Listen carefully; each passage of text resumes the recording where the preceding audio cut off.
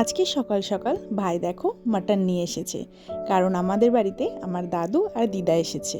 জানো তো আমার দিদা মাংস খায়ই না, শুধু মাছই খায়, ডিমটাও একটু আধটু খায়, কিন্তু আমার দাদু সবই খায়। তো এখানে দেখো ছোট মাছ নিয়ে এসেছি ভাজা খাওয়ার জন্য।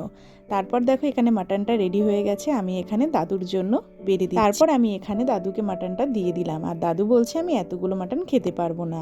আর এই বুনুটো জানো তো আমাদের পাশের বাড়ির, ও এত মিষ্টি আর খুব শান্ত। তো মা ওকে মাটন দিয়ে দিচ্ছে, ও একা একা সম্পূর্ণ ভাতটা নিজে খেয়ে নিল। তারপর আমিও বসে পড়লাম খেতে। তো দেখো এই যে নারকেল পিসটা আমি নিয়ে নিয়েছি, আর আলু তো পুরো ম্যান্ডেটারি। জানো তো আজকে মাংসে গোটা রসুন দিয়েছিল। আমাদের বাড়িতে মাটন হলে আমার ভাই তো গোটা রসুন খাওয়ার জন্য খুব বায়না করে। তোমরা কে কে খাও গোটা রসুন মাংসে অবশ্যই জানাতে পারো।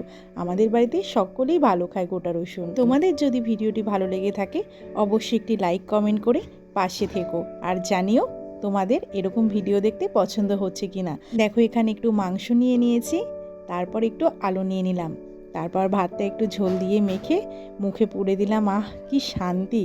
মাটন কে কে খেতে ভালোবাসো অবশ্যই জানাতে পারো। দেখো এখানে রসুনটা কত সুন্দর গলে গেছে।